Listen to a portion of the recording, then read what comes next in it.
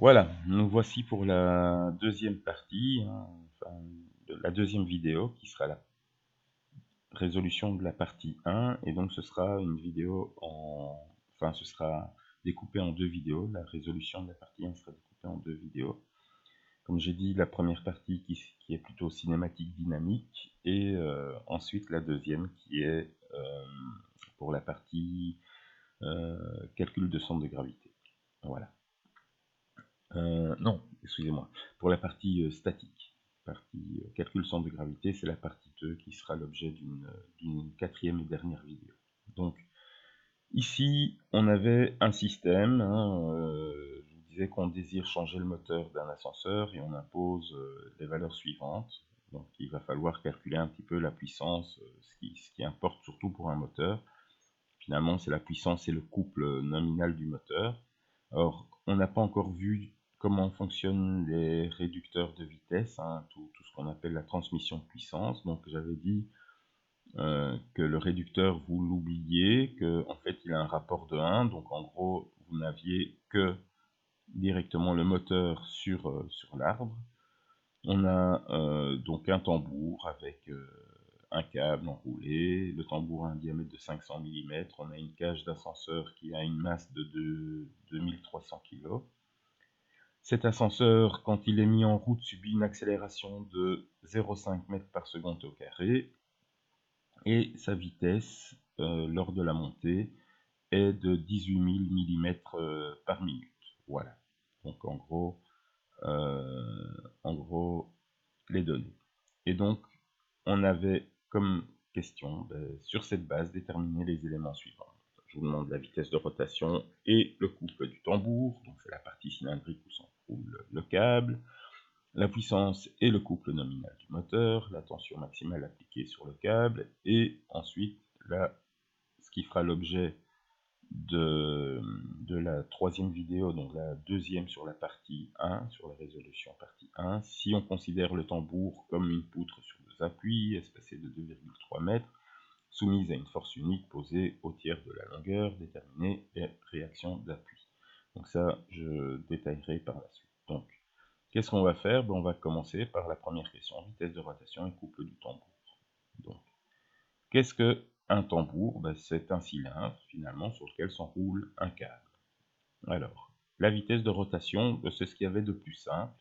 Effectivement, ça nous demande de calculer n, qui est la vitesse de rotation. Alors, la vitesse de rotation, pourquoi?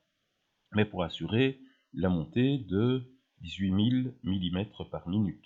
Donc, en fait, il y a n, on a le diamètre, donc on peut trouver r, le rayon, on a la vitesse de montée, donc v. À partir de là, j'ai une formule, dans toutes les formules qui étaient là, qui étaient bien correctes, hein, v égale 2 pi rn, tout simplement. Donc, je transforme cette formule pour obtenir un n égale v sur 2 pi r, et là, attention, pour être cohérent, je dois savoir qu'effectivement, n est en tours par minute, donc ça veut dire que v, voilà, j'ai des millimètres ou des millimètres, hein, des millimètres par minute et des millimètres, ou des mètres et des mètres, ça sera bien, puisque ça va simplifier, ça va me donner des tours. Ce qui est important, c'est d'avoir des minutes pour avoir des minutes. Donc, j'ai V comme donnée qui est 18 000 mm par minute, soit 18 mètres par minute. J'ai un diamètre de 500 mm, soit 0,5 mètres. Et donc, j'ai choisi d'utiliser les mètres par minute, mais c'est pas très grave, qui me fait 18 divisé par 2 pi fois 0,25, qui est le rayon à la moitié du diamètre. Et ça me donne 11,46 tours par minute. Voilà. C'était pas plus compliqué que ça. Souvent, il suffit de prendre la bonne formule, de juste vérifier si les unités sont bonnes, et voilà, c'est tout. Mais il faut bien comprendre. Finalement, la vitesse de rotation du tambour sert à quoi? C'est en ça que je vous dis, les formules ne vous aident pas d'avoir les formules par cœur, ça ne vous aide pas, c'est pas ça le problème. Bien souvent, c'est pas les formules qui posent problème, c'est de savoir quelle formule utiliser. Donc la vitesse de rotation du tambour, Donc, différence, déjà, vitesse de rotation, c'est n. Si je vous avais dit la vitesse angulaire, c'était oméga, en radians par seconde. Donc, ça aussi, c'est une terminologie qu'il faut connaître, qui ne va pas se retrouver dans le tableau des formules. Donc, ça, vous devez l'étudier. Donc, ici, qu'est-ce qu'il faut pour ça? C'est quelle est la quantité de tours par minute pour pouvoir assurer la montée, voilà, de V, cette vitesse-là. Donc, du coup, c'est assez simple. Une fois qu'on sait ça, on sait que effectivement, en regardant un petit peu les formules, j'ai N, j'ai V. Il n'y a pas 36 formules où j'ai à la fois N et V. Et il faut que je connaisse R. Alors, effectivement, à ce moment-là, on doit se poser la question, est-ce qu'on connaît R? Ben oui, R aussi, il n'est pas donné directement, mais il faut que vous sachiez qu'effectivement, le rayon, finalement, c'est le diamètre divisé par 2. Après, là, si vous commencez à bugger sur des choses comme ça, là, ça va devenir très, très, très, très difficile, effectivement, de continuer. D'accord? Donc, voilà. Ensuite, qu'est-ce qu'on a? On a le calcul du couple. Alors, le couple, c'est tout simplement, le couple, c'est F fois E. Alors, ok. Là, de nouveau, qu'est-ce que c'est que E? E, c'est une distance. Donc, j'ai vu pas mal de gars commencer à essayer de calculer en cinématique E égale E0 plus V0t plus AT carré sur 2, ou E égale E0 plus VT, enfin, des choses comme ça. Pas du tout. Le E, c'est la distance entre le point d'articulation qui est le centre de rotation, le centre du cercle ici, et le point où on tire pour faire tourner. Donc c'est cette distance-là.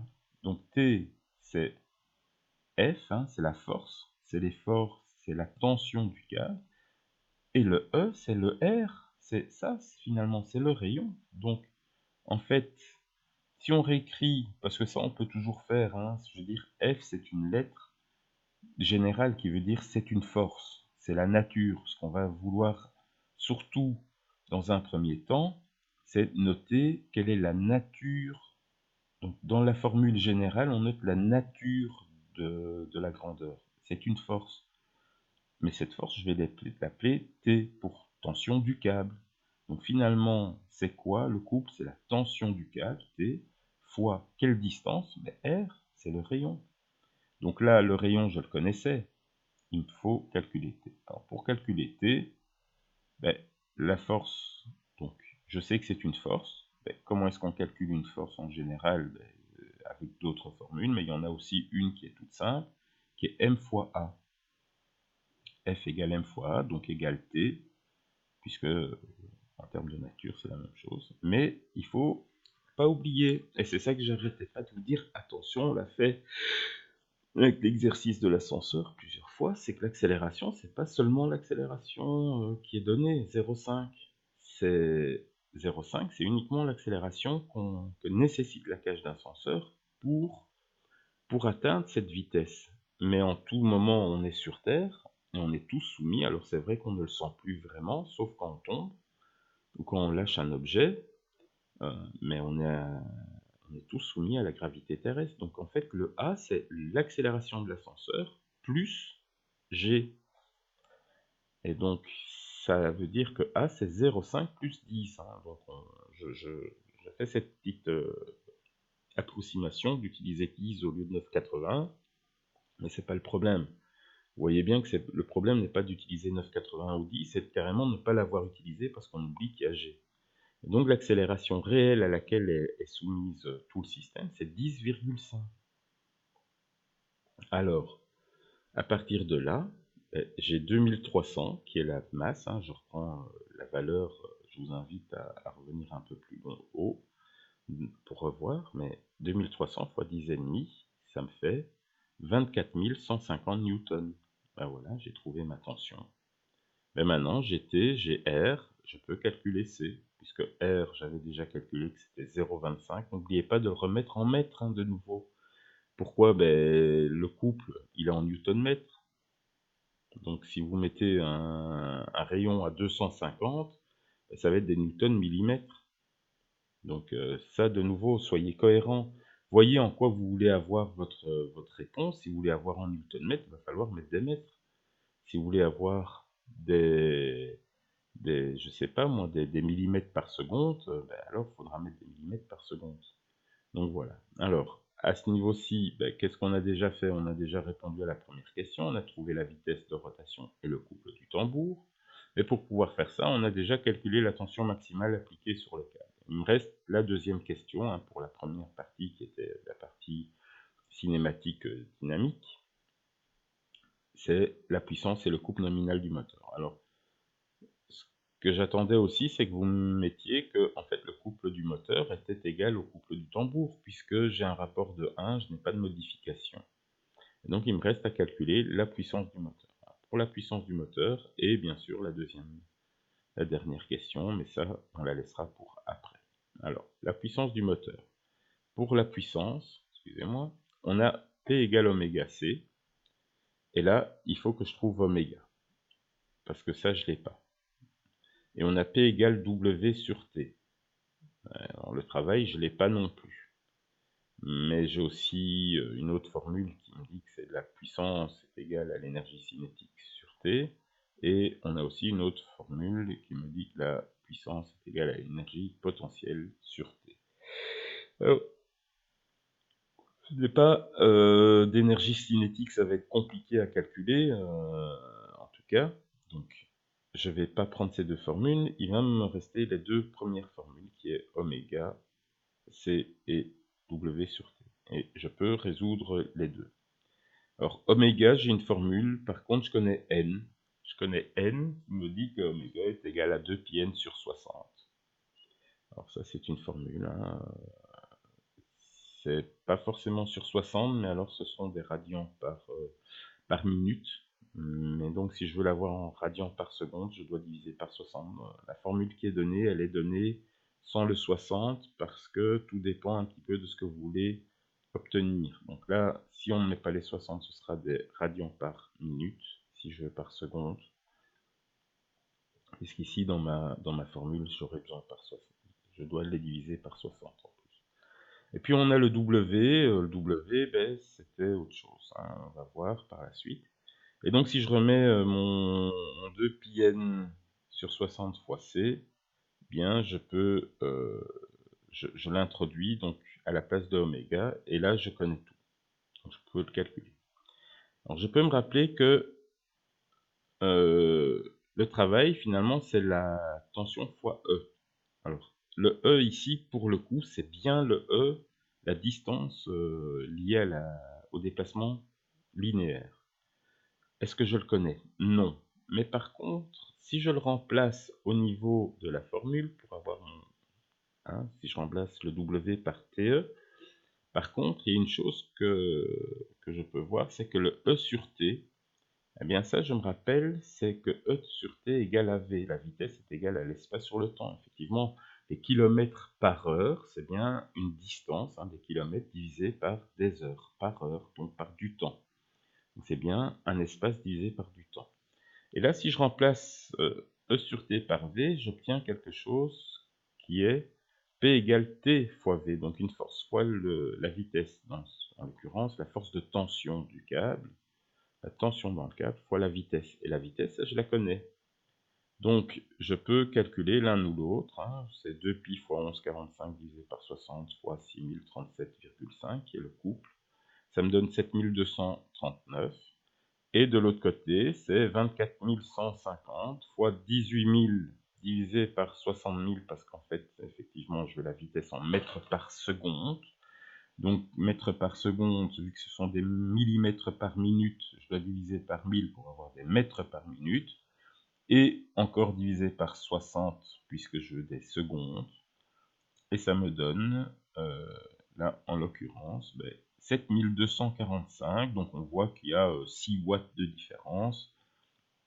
Mais on voit que les 6 watts, c'est vraiment pas un gros souci. C'est dû à un arrondi ici. Le 1145 n'est pas tout à fait... c'est un arrondi. Il y avait beaucoup plus de décimales derrière. Et puis, on peut voir que ça a une grosse influence quand même. De même, le 6037,5 n'est pas forcément tout à fait rond. soit ça fait quand même 7,2 kW. Et on voit qu'on obtient bien la même réponse. Donc vous aviez le choix entre l'un ou l'autre, et c'était le même. On aurait pu éventuellement, par l'énergie cinétique également,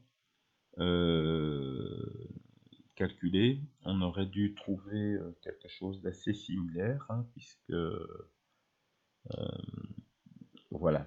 Donc, mais c'était surtout à ce moment-là plutôt une puissance instantanée, enfin la puissance non pas en fonctionnement, mais le pic de puissance au démarrage. Donc ça n'aurait pas donné tout à fait la même chose, mais qui n'est pas vraiment la puissance qu'on a besoin en tout temps. Donc voilà. Alors, maintenant on a bien trouvé le tout, donc la puissance est trouvée, et il nous reste à faire la dernière partie qui sera l'objet d'une troisième vidéo.